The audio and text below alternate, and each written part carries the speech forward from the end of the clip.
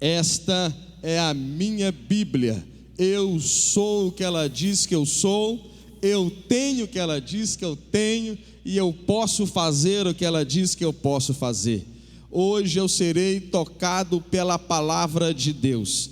Eu audaciosamente confesso que a minha mente está alerta, meu coração está receptivo, eu estou pronto para receber a incorruptível, a indestrutível, sempre viva semente da palavra de Deus. Eu nunca mais serei o mesmo, nunca, nunca, nunca, no nome de Jesus.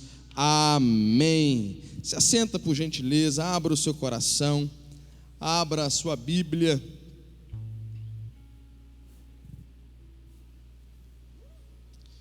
Abra o seu coração, a sua Bíblia, Marcos, Evangelho segundo escreveu Marcos, capítulo 1, versículo de número 5, aliás, versículo 4.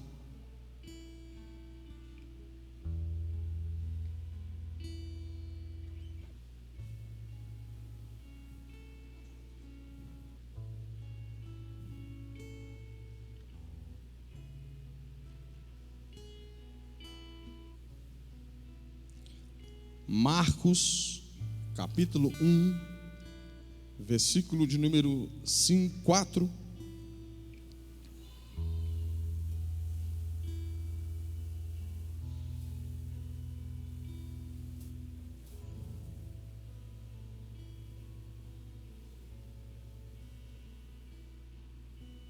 Diz assim: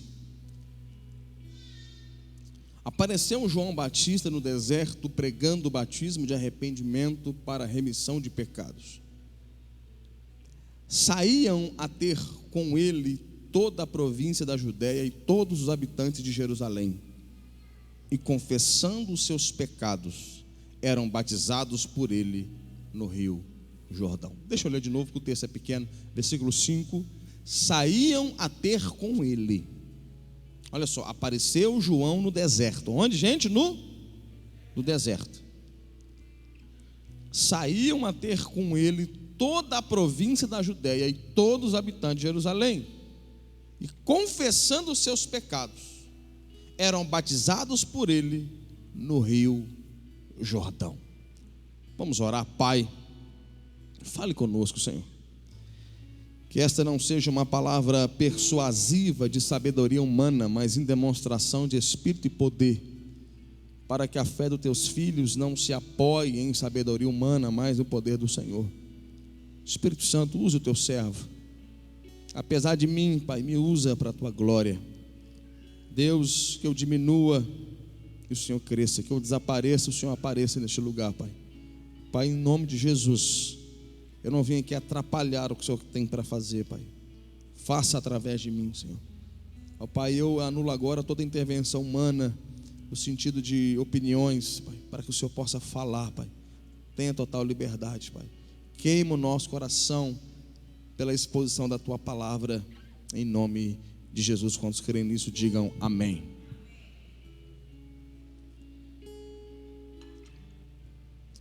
Meus irmãos, quando nós olhamos para João Batista, eu queria, apenas como a título de organizar aqui o estudo, falar sobre a igreja de João Batista. Como se João Batista tivesse uma igreja e ele fosse o pastor dessa igreja, e nós vamos aprender um pouco com a igreja pastoreada pelo João Batista. Claro que apenas a título de organizar aqui as ideias.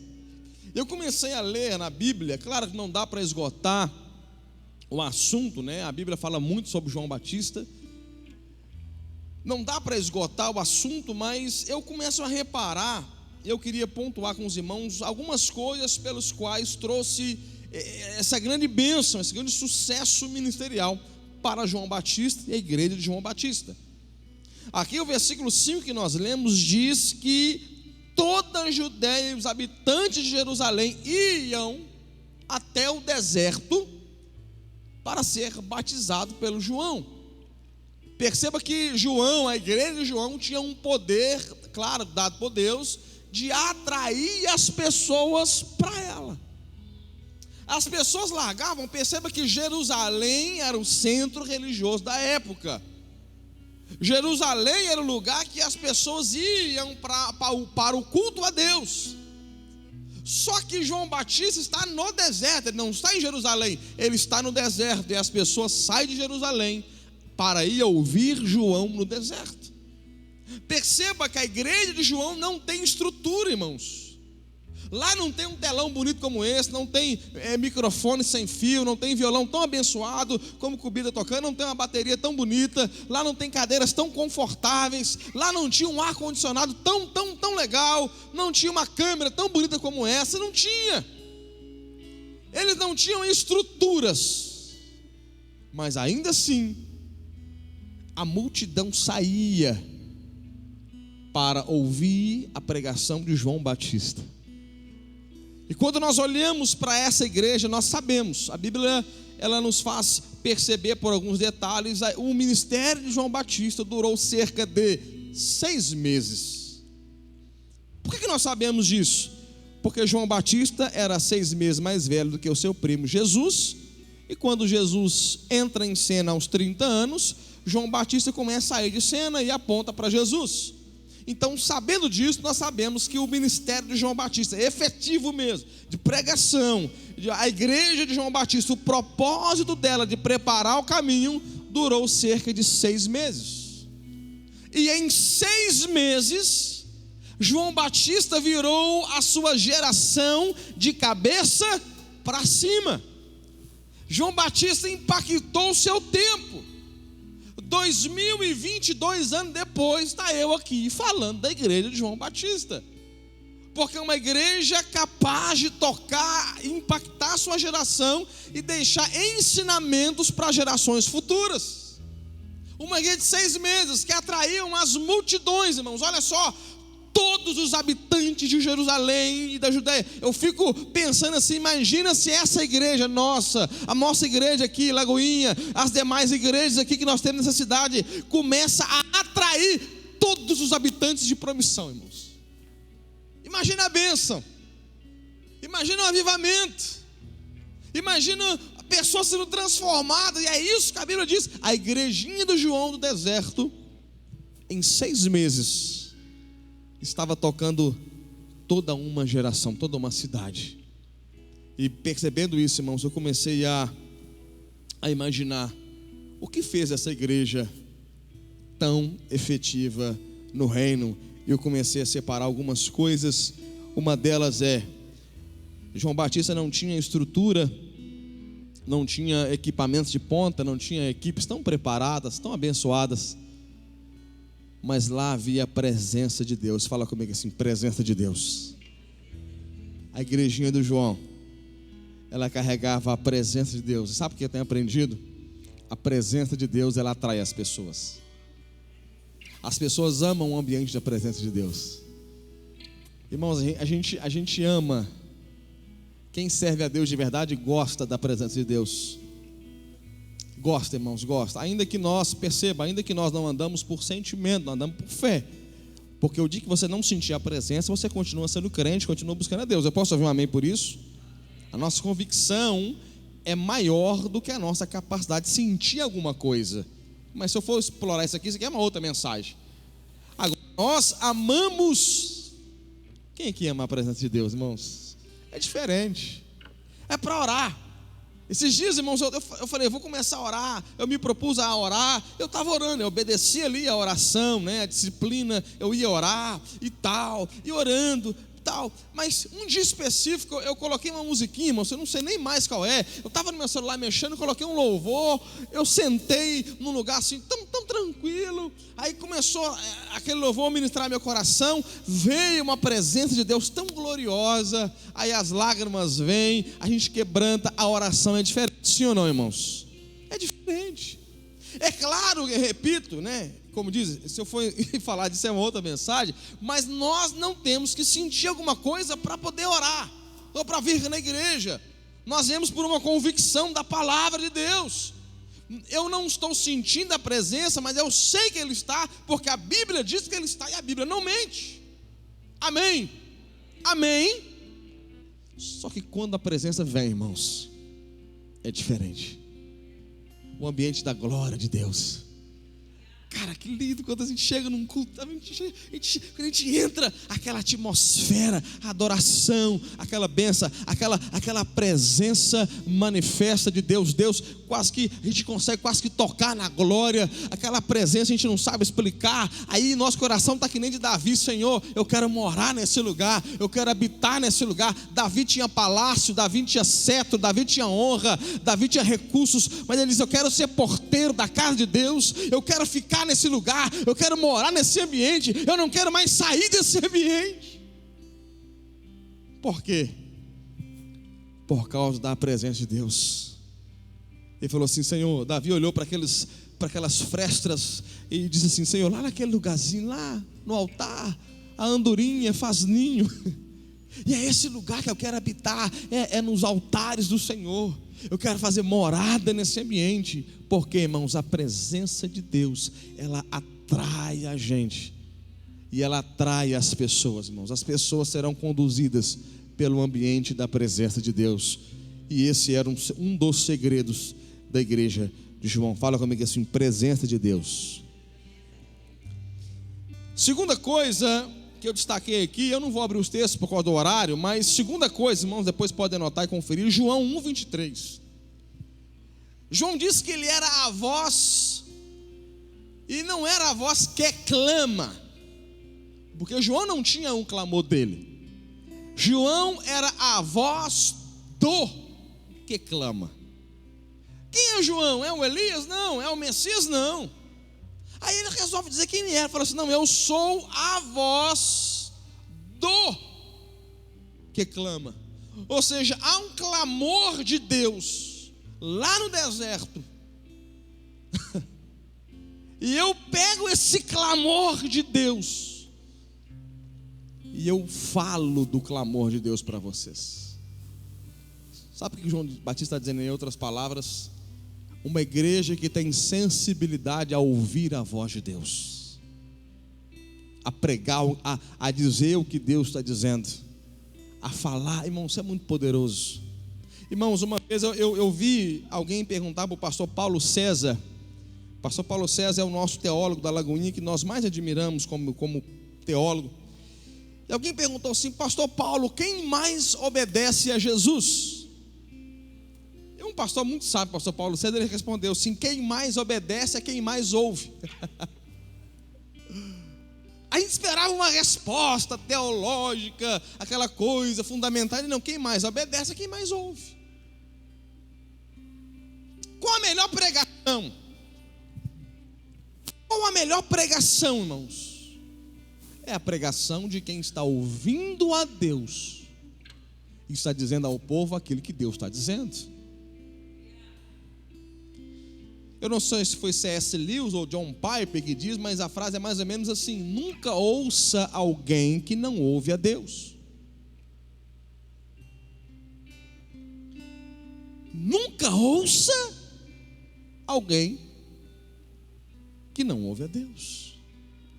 João Batista plantou a sua igreja no deserto. Talvez alguém fale assim: pastor, para plantar uma igreja não seria melhor plantar em Jerusalém, que era o centro religioso? Por que João foi plantar no deserto? Porque o deserto era o lugar de onde vinha um clamor de Deus. Eu sou a voz do que clama no deserto. João Batista fala: eu vou estar aonde a palavra de Deus está.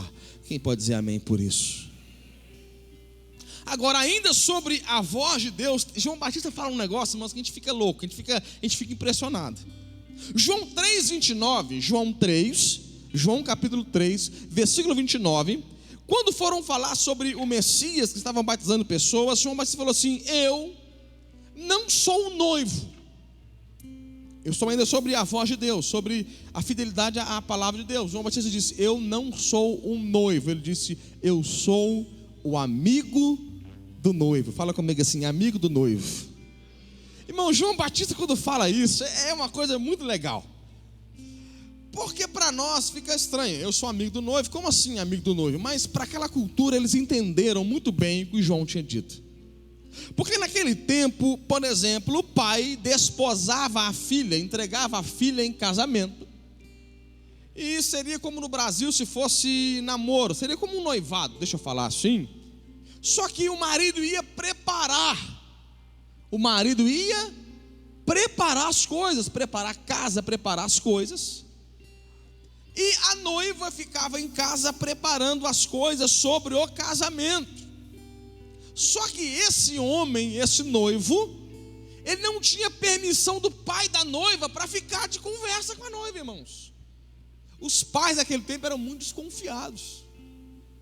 Então o noivo não tinha acesso para ficar com a noiva. Te amo, estou com tanta expectativa, deixa eu pegar aqui na sua mão. Não tinha, o noivo não podia fazer isso. Mas o pai da noiva falava com o noivo assim: você pode levantar o que nós chamamos de amigo do noivo. Quem era um amigo do noivo? Era normalmente um homem de confiança do noivo. Normalmente era o melhor amigo do noivo. Aí o noivo falava assim: vai lá e fala para ela que eu amo ela. Aí o amigo do noivo ia lá e falava assim: ele falou que te ama. Aí o amigo do noivo voltava para ouvir o noivo falava assim: fala que eu estou com o coração cheio de expectativa para o dia do casamento. Aí o amigo do noivo ia lá e falava assim: noivo, o noivo mandou dizer que há uma expectativa muito forte no coração para o dia do casamento. Aí o amigo do noivo voltava lá, o noivo falava assim: fala que eu estou quase que morrendo de saudades. Aí o amigo do noivo ia lá e falava assim: ele está morrendo de saudades. Porque qual é a alegria do amigo do noivo, irmãos? A alegria do amigo do noivo é ouvir a voz do noivo e transmitir com fidelidade para a noiva. Tem alguém comigo aqui, irmãos?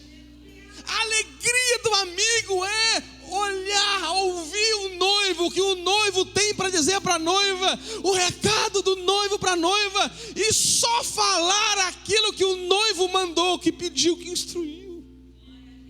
O noivo confiou alguém à sua noiva, e perceba, o amigo do noivo não poderia olhar diferente para a noiva. O amigo do noivo não poderia se encantar pela noiva. O amigo do noivo tinha que entender que ele apenas fala, mas a noiva não é dele, a noiva é de Jesus.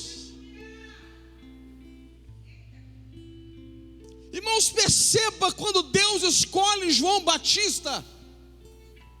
Marcos capítulo 1, no começo do texto, versículo 2 e 3, os textos anteriores ao que nós lemos, a Bíblia diz que João veio preparar o caminho, ou seja, Deus confiou em João, não um ministério próprio, não uma igreja própria, mas uma igreja que ia apenas abrir o espaço para Jesus vir.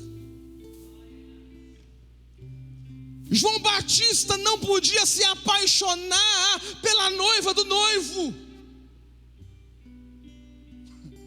Porque a pergunta, alguém fala assim: Senhor, Jesus que o Senhor diz está aí batizando pessoas. Ou seja, Jesus está fazendo uma concorrência ministerial. Ele disse: opa, que ele apareça e que eu diminua, que eu esconda, que agora é ele. Porque o meu prazer é apenas ouvi-lo e transmitir.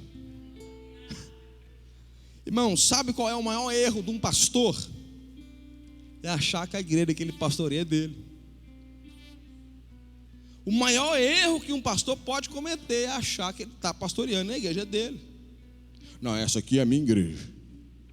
Não, eu sou o pastor deste lugar. O evangelho, irmãos, é uma corrida de bastão. Eu não sei se você já participou de uma, mas alguém está correndo com um bastão na mão, e você está aqui com a mão fica para trás, esperando o bastão chegar na sua mão. Você está a ponto de bala, a ponto de correr, mas alguém tem que chegar e te entregar um bastão. Quando a pessoa te entrega o bastão, aí você corre com toda a força, com toda a velocidade, com o seu máximo, e você passa o bastão para alguém. Vocês estão comigo? Aqui tem ovelhas em promissão aqui, que não foi eu que ganhei para Jesus. Uma boa parte. Aqui na nossa igreja eu sou abençoado por ovelhas, e sou muito abençoado por ovelhas, que quem correu, por exemplo, foram homens como o pastor Saulo. Vocês estão comigo? Sim ou não? Pessoas que correram, que entregaram a sua juventude, que entregaram o melhor dos seus dias, que se desgastaram no altar e passou o bastão e falou: Nilson, corre! Mas vai chegar um dia que eu vou ter que pegar o meu bastão e entregar para alguém. Eu me lembro quando eu saí lá da nossa igreja de Minas, irmãos, que eu fui passar o bastão para alguém, e ali Deus sabe o tanto que eu corri. Não tinha pandemia, então dava para correr. Com a pandemia você corre, mas com a pandemia parece aquela corrida com obstáculos, tem que correr pulando as coisas. Como não tinha pandemia, era uma corrida mais limpa, mais solta. E Deus sabe o quanto eu corri, irmãos. Aí chegou o dia de entregar para o pastor. E aí a gente não chega, não pega nenhuma caneta da nossa sala. Por que não? Porque aquela caneta não pertence ao pastor, aquela caneta é de Jesus, ela pertence à noiva, ela pertence à igreja. Nós pastores, irmãos, perceba isso. Nós somos aqueles que o nosso prazer é apenas um: ouvir a voz do noivo e se alegrar com a voz do noivo. É por isso que o pastor, irmãos, uma das coisas que ele dá gabinete, o pastor visita, o pastor faz velório, o pastor vai quando nasce alguém, apresenta criança, o pastor faz tudo isso. Agora, isso é uma coisa que normalmente os pastores gostam, é de pregar. É de pregar. Porque o pastor gosta de ouvir a voz do noivo. E ele gosta de falar para a noiva. Ele gosta de falar assim: ô noiva, quem é a noiva de Jesus? Que levanta a mão em nome de Jesus. Quem é a noiva de Jesus aqui? Pastor, eu sou a noiva de Jesus. O pastor gosta de chegar aqui para a noiva e falar assim: ó, o pai te ama, o noivo te ama, Jesus ama você. O pastor gosta de chegar para falar para você assim: ó, o noivo não vê a hora do dia do casamento. Olha, o noivo vem buscar você para o casamento. Vamos ver mais uma característica de João. João, irmãos, era uma igreja. Perceba que uma igreja, João capítulo 1, versículo 37. João, ele era uma igreja cristocêntrica. A igreja de João era cristocêntrica, ou seja, Cristo no centro. 2 discípulos de João viram Jesus passar e percebeu que Jesus era aquele a quem João tinha dito: ó, ele é aquele que eu não sou digno nem de tirar a sandália dos pés. Então 2 discípulos de João quis seguir Jesus. João falou assim: siga ele. Ou seja, era uma igreja cristocêntrica, uma igreja que promove Jesus. Fala comigo assim: uma igreja que promove Jesus. Irmãos, a nossa igreja tem que ter Jesus no centro dela, porque dele, por ele e para ele são todas as coisas. João 3,30: que ele cresça, que eu diminua, que ele apareça. Irmãos, Jesus tem que ser a pessoa principal. Irmão, nada pode roubar o espaço de Jesus numa igreja. Nada pode roubar, irmãos. As nossas canções são sobre Jesus.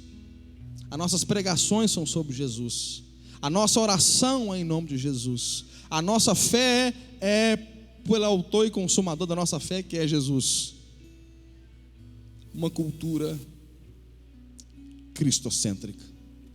Uma outra coisa que nós percebemos, irmãos, aqui é que que João Batista, ele não temia os homens, temia a Deus. Lucas 3,19, João Batista repreendeu Herodes. Herodes estava em pecado e João Batista repreendeu Herodes. Herodes era alguém que tinha poder dado por Roma para, de certa forma, não era bem um rei, mas só a nível pedagógico, como se fosse um rei, alguém de autoridade debaixo de Roma, para governar sobre ali o povo de Israel. Aí João Batista olha para esse homem e fala: cara, você está errado, conserta a tua vida.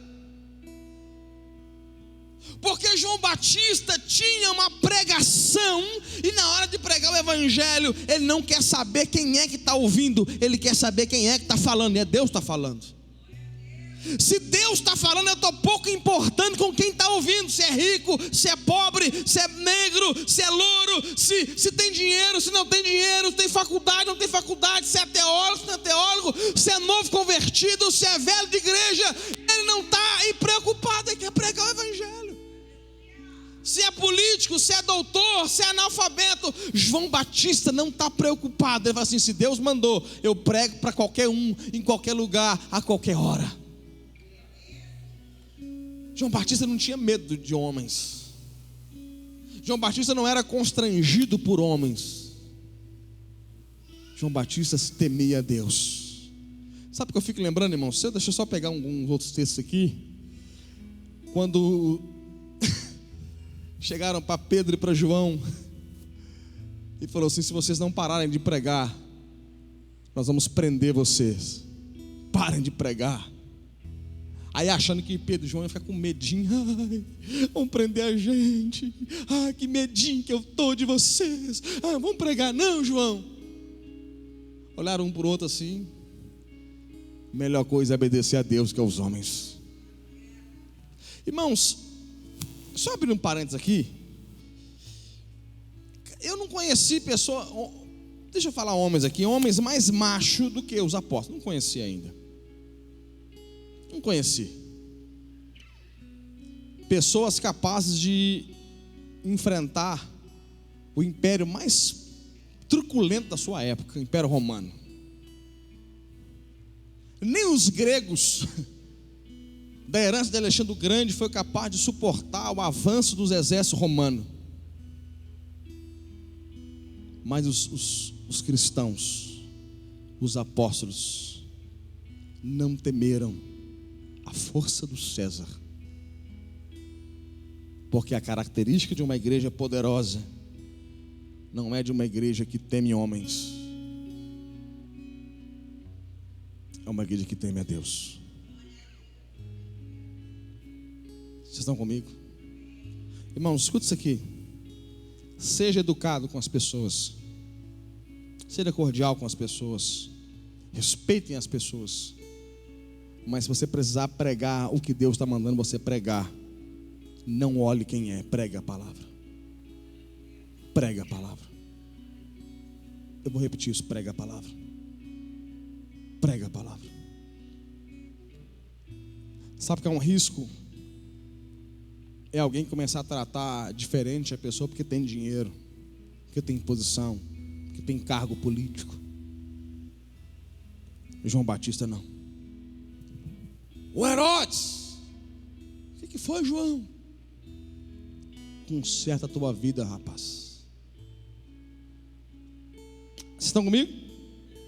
Então, perceba as características: presença de Deus, pregação, a fidelidade de ouvir a voz profética. Uma igreja que vai tocar a sua geração é uma igreja com voz profética. Fidelidade a Deus, em ouvir a Deus. E uma igreja que não está preocupada com o homem é uma igreja que está preocupada, uma igreja que teme a Deus. Agora, a pregação dessa igreja, quando nós falamos de igreja, eu estou fazendo um paralelo aqui simples da igreja de João. Quando nós falamos de igreja, ela fala de uma boa pregação. Amém? Abra comigo aí em Lucas, porque nós vamos ver aqui a pregação de João. Lucas capítulo 3. Agora é a pregação propriamente dita, a pregação bíblica, a exposição de João.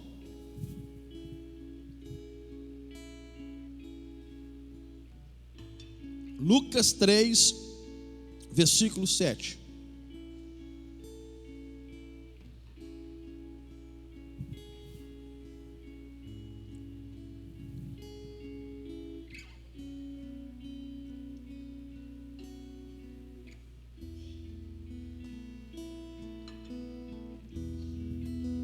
Dizem a ele, pois, as multidões que saíam para ser batizadas: raça de víboras, quem, pois, induziu a fugir da ira vindoura? Produzi, pois, frutos dignos de arrependimento, e não comeceis a dizer entre vós mesmos: temos por pai Abraão, porque eu vos afirmo que destas pedras Deus pode suscitar filhos a Abraão. E também já está posto o machado à raiz das árvores. Toda árvore, pois, que não produzir bom fruto é cortada e lançada ao fogo.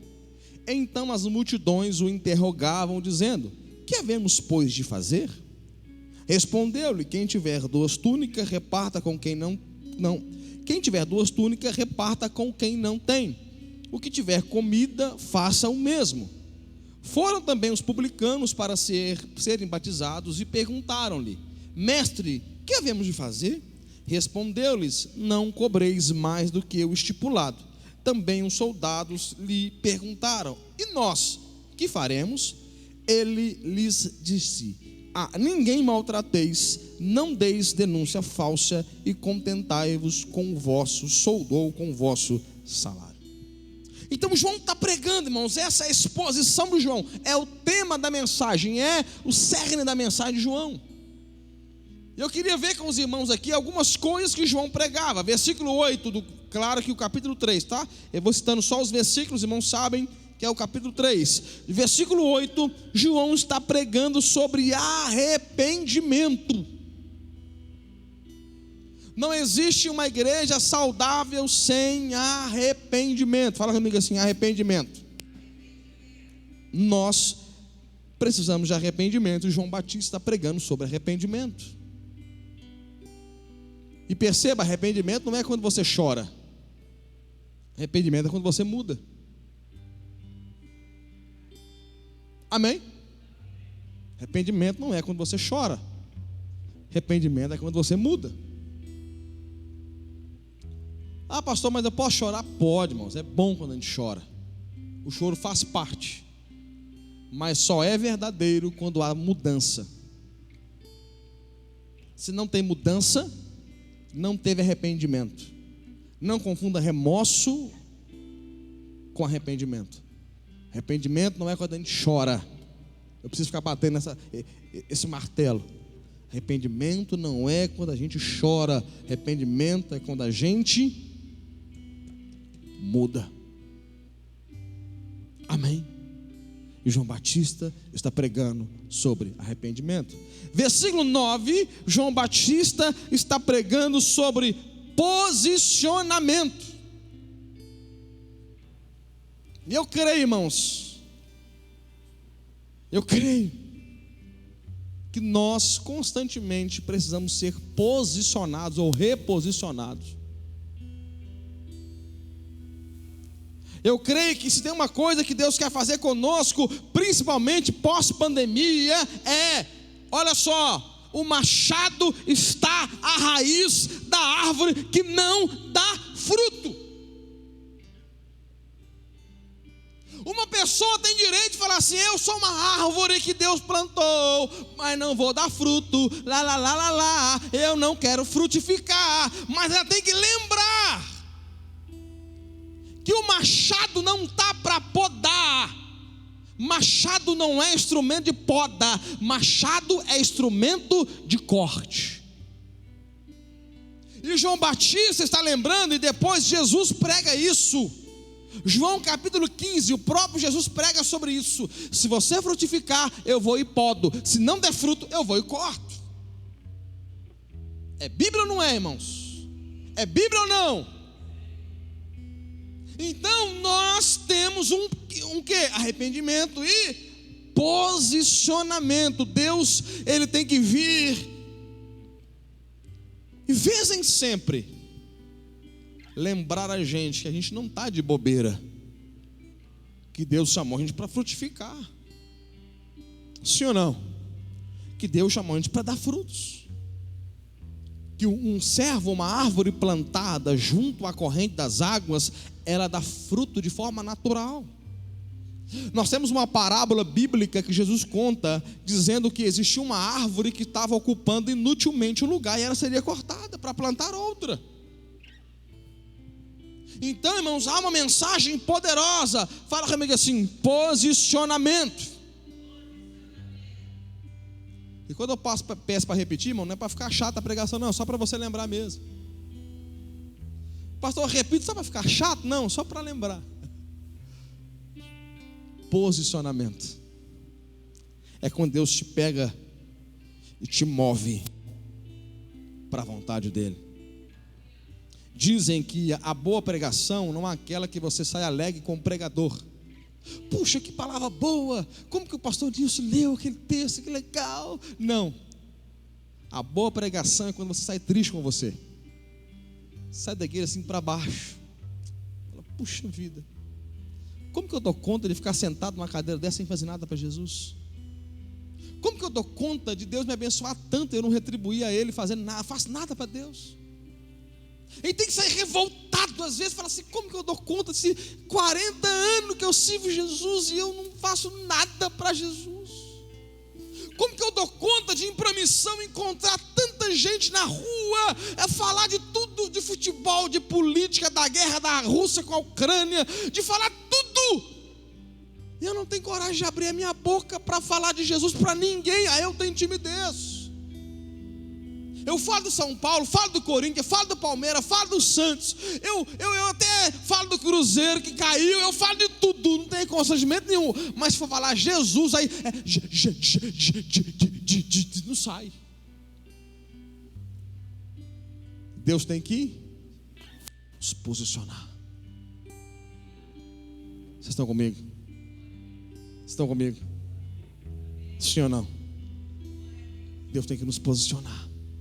E João Batista estava fazendo isso com Israel. Vocês estão achando que são filhos de Israel, estão achando que é filho de Abraão? Gente, olha que palavra poderosa. Porque João Batista está pregando para alguém. Escuta, o povo que estava ouvindo João Batista era um povo que olhava para suas veias e falava assim: olha, nas minhas veias corre o sangue de Abraão.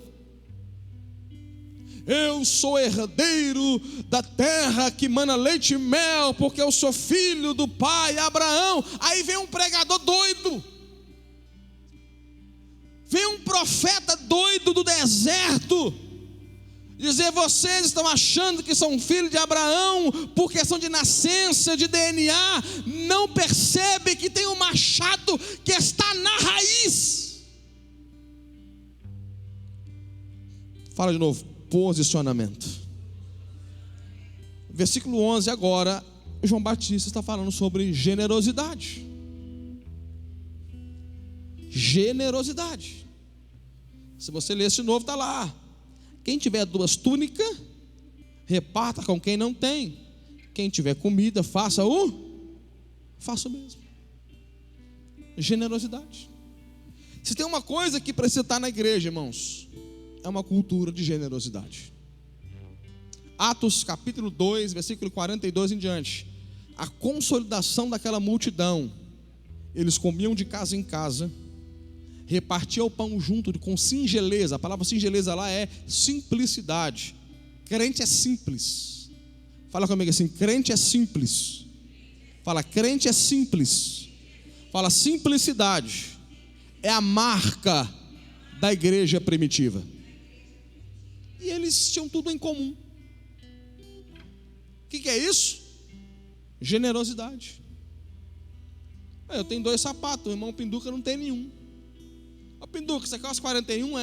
Então, vou te abençoar com um sapato. Mas Pinduca, não é um sapato furado, não. Não é aquele sapato que quando eu piso na chuva molha a minha meia, não. Vou te dar um sapato novo para você. Eu vou dar o meu melhor para você.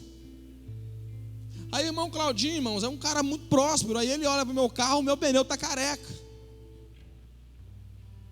Só que ele está com a intenção de trocar a roda do carro dele. Ele quer uma roda diamantada lá que custa 10 mil reais. Mas ele pode me abençoar com 1 milhão para me trocar 2 pneus. Quem está entendendo o que estou dizendo aqui? Diga amém. Irmãos, a gente pode, irmãos, você pode comer sua picanha, é bênção, amém? Amém, irmão? É bênção comer tua picanha, é bênção. Aquele cupinzinho, agora a fome dos irmãos, aquele cupinzinho casqueirado, rodando lá na sua gira grill, pingando aquela gordurinha, dando aquela acendidinha no fogo, é bênção. É bênção, irmãos. Jesus, depois de ressurreto, ele comeu um peixinho assado na beira da praia. É bênção. Mas a gente tem que olhar para o lado e ver se os nossos irmãos têm condição para a gente ajudar. Generosidade. Tem 2 roupas? Dá para alguém uma. Irmãos, eu não consigo entender uma igreja que vive sem uma cultura de generosidade. Não é uma igreja bíblica. Nós fomos chamados para ajudar uns aos outros. É tão séria essa questão da generosidade que nós temos uma ordem para abençoar todo mundo. Agora, a ordem mais direta é para que nós abençoássemos as pessoas da nossa família e os da família da fé. Da sua família, é claro que você já sabe quem é, sua família, sua parentela, né? Marido e mulher e filhos é família. Pais, depois que a pessoa casa, se torna parentela. Os pais não gostam de ouvir isso, mas é o que acontece.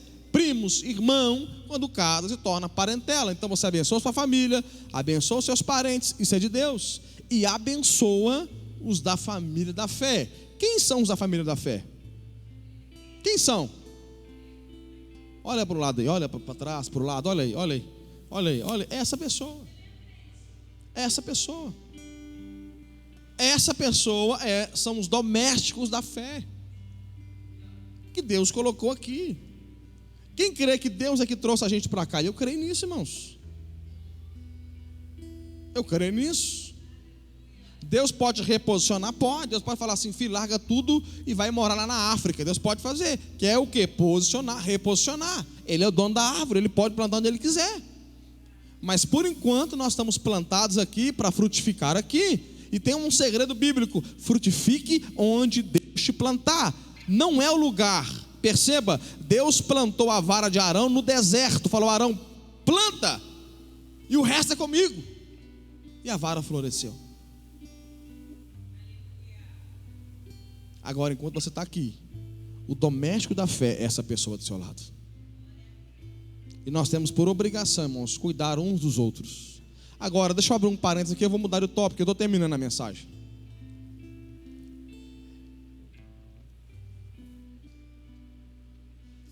Os domésticos da fé precisam fazer algo também. Deixa eu fazer uma pergunta: Deus revela tudo para nós? Sim ou não?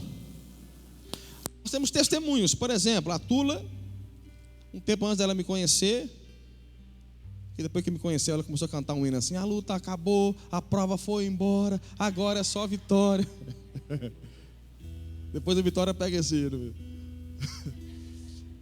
Ela estava passando uma dificuldade financeira, e aí ela bateu na campainha na casa dela. Chegou lá, estou encurtando a história, chegou lá um irmão que ela nunca tinha visto, falou assim: ó, uma compra aqui. Ela falou: não é para mim, não pedi não. Deus mostrou em sonho a sua casa e começou a descarregar um tanto de coisa. Eu já vi outras pessoas contar testemunho.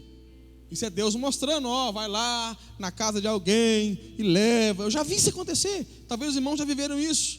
Alguém bateu lá e falou: ó, Deus mandou eu trazer para você, tá aqui, um carrinho cheio de coisa. Ah, Deus mandou te dar um dinheiro. Eu já vivi isso. Alguém me ligou um dia e falou assim: Deus mandou te dar um dinheiro. Eu falei: Deus tá bom comigo demais, né? Glória a Deus.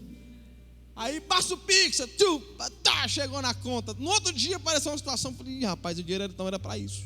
Deus pode fazer? Sim ou não? Pode. Agora Deus falou assim: ó, a necessidade dos santos é comunicada a quem?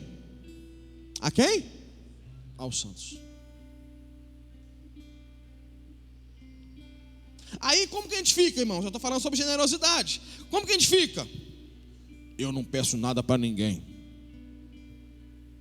Eu não peço nada para ninguém. Eu não peço nada para ninguém. Eu não tenho coragem de pedir nada para ninguém. Sabe onde essa frase está? Sabe onde ela está? Sabe qual é a raiz dessa frase? Fala comigo assim: orgulho.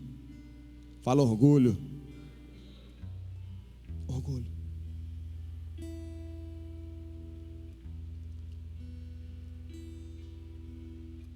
Sim ou não?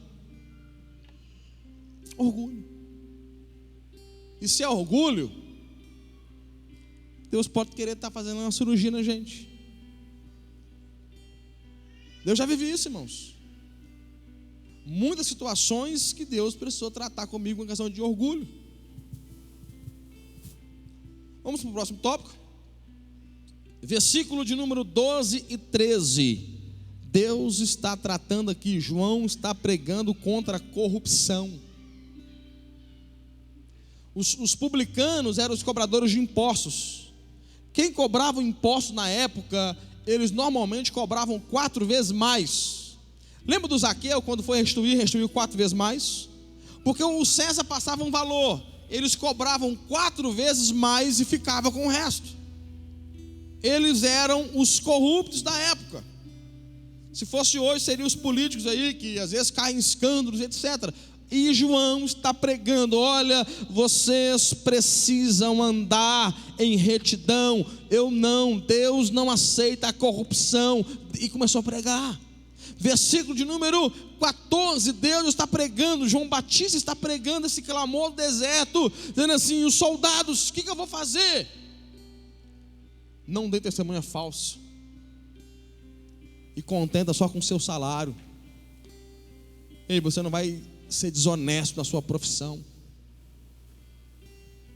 A pregação, mudança prática. Fala comigo assim: mudança prática. Irmão, escuta aqui, alguém que converte, eu não sei se vocês falam isso aqui em Promissão, mas lá em Minas a gente usa essa expressão. E você talvez fazia caixa 2 na sua empresa. Vocês usam isso aqui, essa expressão aqui? Então de repente você fazia o chamado caixa 2. Aí você converteu. Aí o caixa 2 não existe mais. Ah, pastor, mas eu ganhava tanto, a minha vida era tão boa. Mas não existe. A cruz, ela agora, ela vai sacrificar a sua carne. E você, em nome de Jesus, de repente alguém em casa que está me ouvindo, e de repente você tem esse problema, Deus agora está chegando essa palavra até você, e você está abrindo mão, está cortando isso da sua vida em nome de Jesus.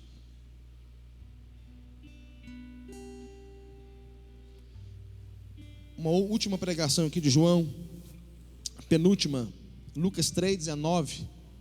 Ele está pregando contra a imoralidade sexual.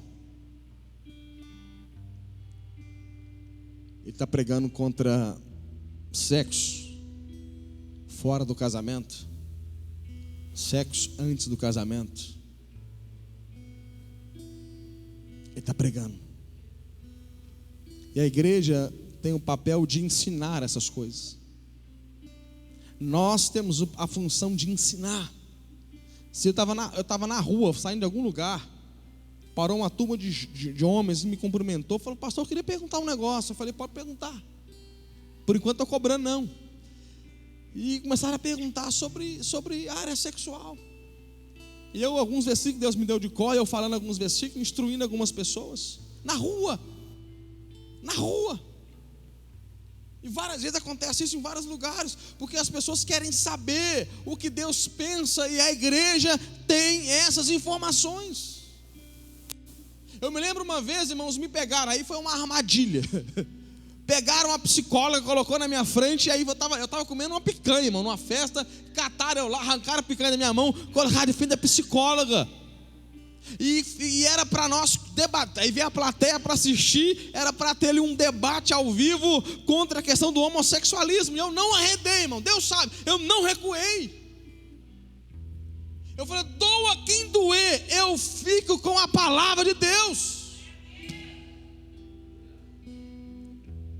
Voltei a comer minha picanha, que eu não sou besta, mas não recuei, porque a igreja, ela ama todo mundo. Você pode dizer amém por isso?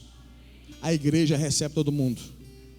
A Lagoinha foi, olha como que é incoerente. As pessoas dizem que a igreja é intolerante. A Lagoinha estava sendo criticada esses dias aí, esses tempos atrás, porque nós temos uma pastora que cuida de pessoas. Aí a internet pega aí essas pessoas que, infelizmente, tem pessoas que vivem de internet, de falar mal dos outros. Você quer saber como é que eu cresço um canal no YouTube? É só eu falar mal, por exemplo, de alguém famoso. Fala mal num cantor famoso, aí todo o público daquele cantor vai ver. Aí muita gente descobriu isso. Como é que eu cresço? Vou falar mal de alguém que é grande. Aí falando mal de uma pessoa que está lá há mais de 10 anos cuidando de pessoas que vêm com problema na área sexual. Ah, a igreja se corrompeu, não sabe de nada, inocente. Ou seja, a igreja ama, a igreja recebe, acolhe. Quantas pessoas em Minas procuravam a pastora? A agenda dela tinha mais de não sei quantas mulheres, ex-garotas de programa, algumas em exercício, procurando a pastora. E ela falava assim: Tula, nem conta para a igreja, Tula, por enquanto essas mulheres não, cuida delas, pastoreia elas. A Tula cuidando, chorando, amando. Mas amar é uma coisa, falar que a pessoa pode viver na prática do erro é outra. Vocês estão comigo ou não, irmãos? Amar alguém, chega alguém e fala assim: aí, eu vivo assim, fala, cara, Jesus te ama, Ele te abençoa, Ele tal, e você ensina, mas fala assim: isso que você faz não é o agrado de Deus, nós vamos pregar a palavra. Ah, mas aí a pessoa vai se ofender. Não vai se ofender conosco, vai ofender com a Bíblia. Amém? Amém ou não? E a última coisa aqui, irmãos, João Batista pregava, Lucas 3,16, ele pregava sobre o fogo do Espírito Santo. Ele pregava sobre batismo no Espírito Santo. Uma igreja cheia de poder. Queria convidar os músicos aqui para nós terminarmos o culto. Fique em pé, por favor. Aleluia. Aleluia. Aleluia.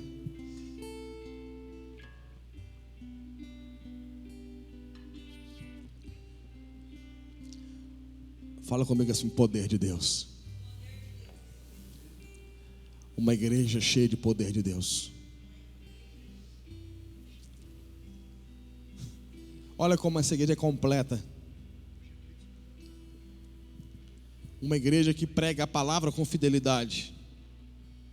E uma igreja cheia do poder de Deus. Sabe qual foi o problema da nossa geração? É que se você pega pessoas que gostam de ler e estudar a Bíblia, elas normalmente são frias, igual uma geladeira. Os teólogos, quando eles começam a falar, cai neve, tão gelado. E as pessoas crentes do fogo, do reteté de Jeová, não gostam de ler a Bíblia. Aí nós temos um problema. Claro que não estou dizendo que são todos, por favor, gente, põe a mão nas minhas palavras. Mas acontecia muito isso. Pegava alguém que dedicava tanto à leitura, aos estudos, à teologia, fria, não crê em nada. Aí você pega um outro extremo, e a pessoa está lá, e monte, vigília, madrugada, e bate no texto bíblico, interpreta tudo errado. Mas sabe a igreja de João Batista, por que ela foi tão importante? Ela juntou poder com palavra. Ela juntou conhecimento na cabeça e fogo no coração. Ela juntou teologia e piedade. Ela juntou fogo, paixão e ortodoxia. Ela juntou um monte com sala teológica. Ela juntou joelhos e cérebro. Uma igreja poderosa, que ouvia Deus, que ouvia a voz de Deus. Uma igreja que estava nos desertos. Uma igreja que não se preocupava com a opinião do homem. Se Deus está dizendo, é Deus, está falando e ponto, acabou. Uma igreja que pregava sobre santidade, sobre santificação, sobre mudança de vida. Pregava que não pode ser crente e ficar do mesmo jeito. Pregava que você pode chegar da forma que for, mas tem que ter mudança prática, mudança de comportamento. E ao mesmo tempo ensinava as pessoas assim: ó, depois de mim está vindo aquele que é maior do que eu. Irmão, eu estou sentindo a presença de Deus nesse lugar. Depois de mim está vindo aquele que é maior do que eu. Eu não sou digno de tirar a sandália dos pés. Eu te batizo com água para arrependimento, mas Ele te batiza com o Espírito Santo. Do mesmo jeito que eu estou pegando vocês e colocando vocês nas águas do Jordão, Ele vai pegar vocês e vai introduzir vocês no Espírito Santo. Ele vai colocar vocês numa vida totalmente profética, sobrenatural. Ou seja, eu estou pregando com água, eu estou batizando com água, mas Ele não, escute, não fique só nesse nível. Tem um nível maior para você experimentar. Tem um batismo de Espírito, tem um batismo de fogo, tem um batismo de poder para você.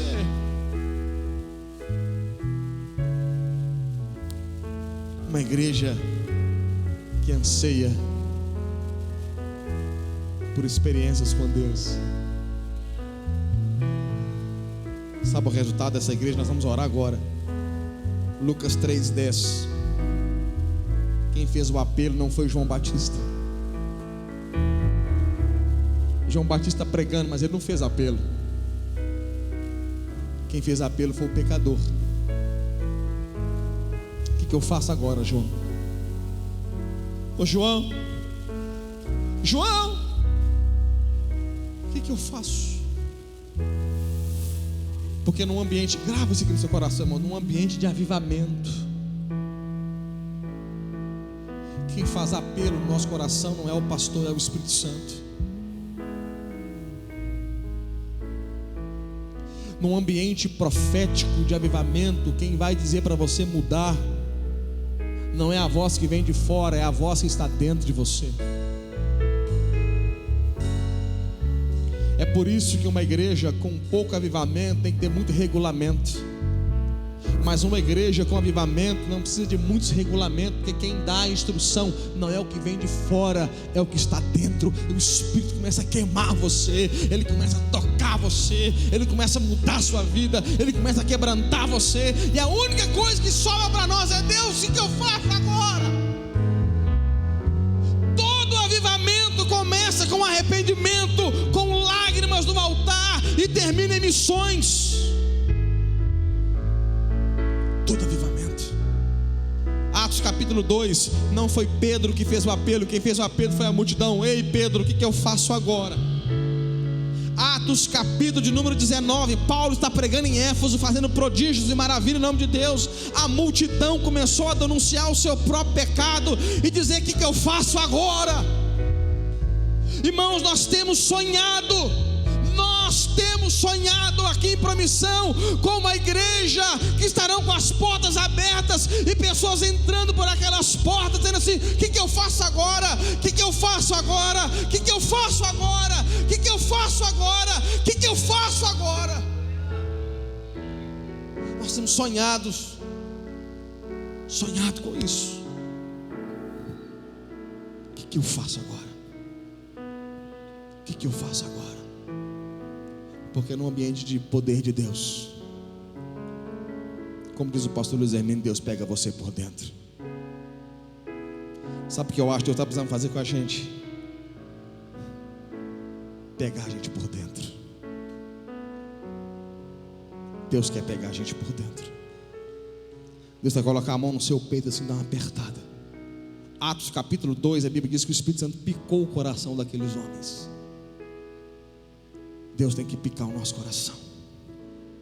Deus tem que pegar a gente por dentro. Você pode orar no seu lugar, você pode fazer isso. Você pode fazer isso. Seja sincero com Deus aí no seu lugar. Seja sincero com Deus.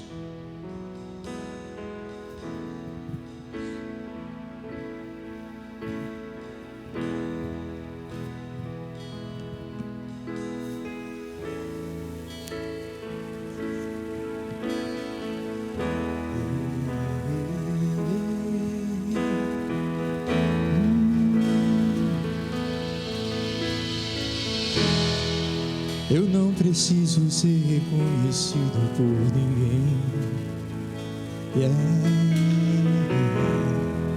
A minha glória é fazer o que conheçam a Ti. E que diminua eu, para que Tu cresças, Senhor. Mais e mais.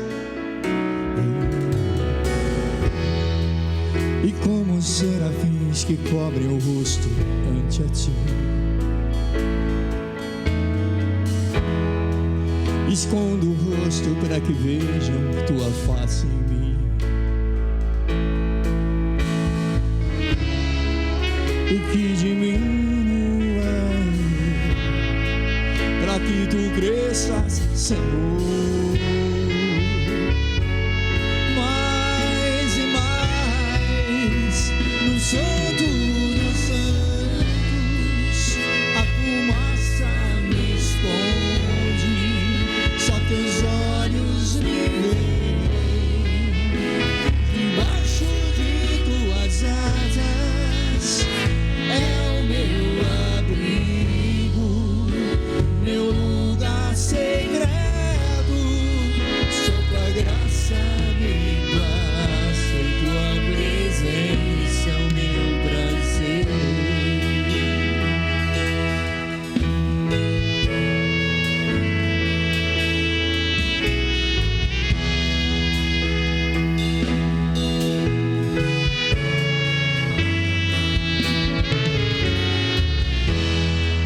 Eu não preciso ser reconhecido por ninguém, não. A minha glória é fazer com que conheçam a ti, e que diminua eu, para que tu cresças, Senhor. Mais e mais,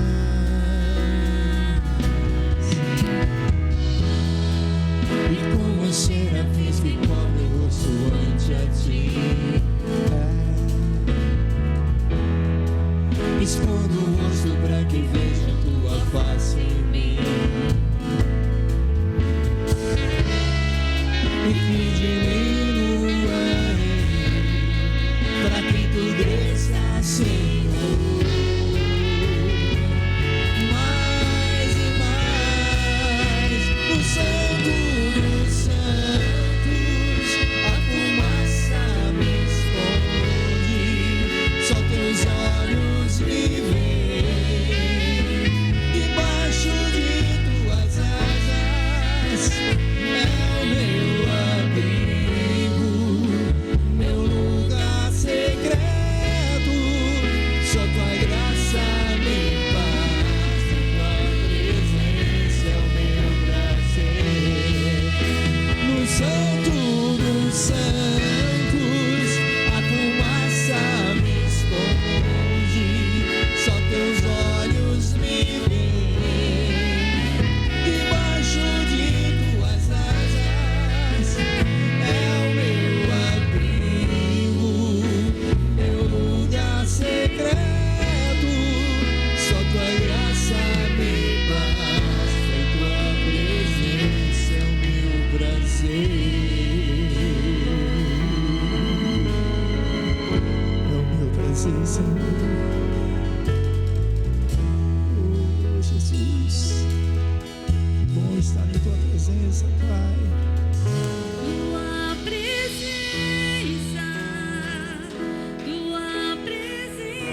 o meu prazer. Tua presença,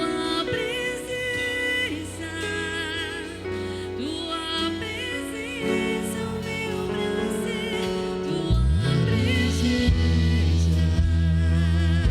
tua presença, é o meu prazer. Tua presença, tua presença, é o meu prazer.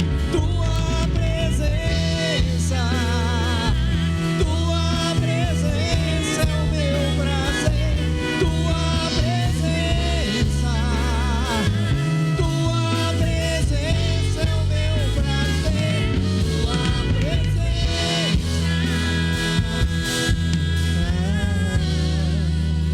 No Santo dos Santos, a fumaça me esconde, só teus olhos me veem.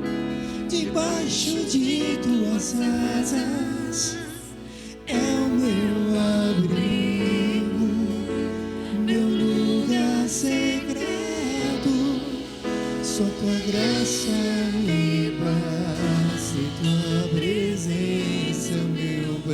prazer.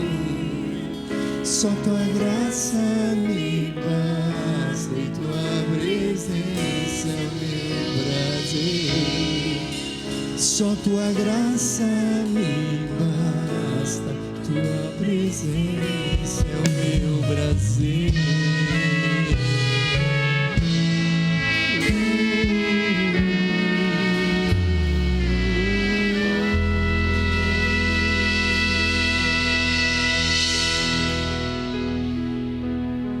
Sim, Senhor.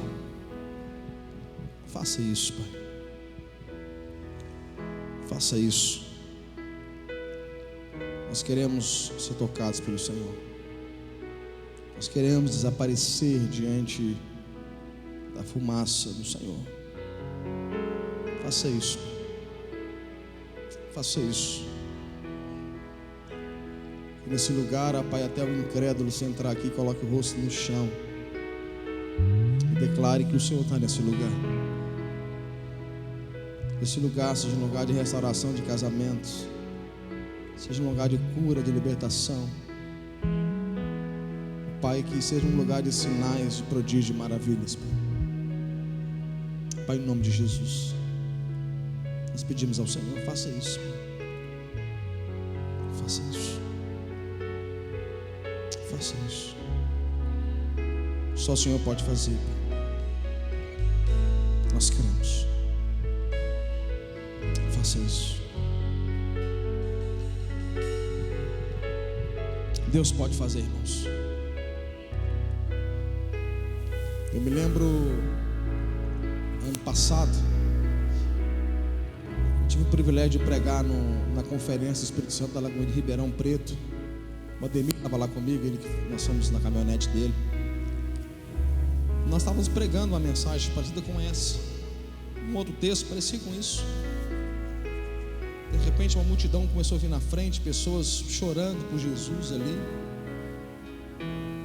E de repente se ajoelhou um homem, assim, mais ou menos na minha frente, esticou a mão para mim, chorando a plenos pulmões.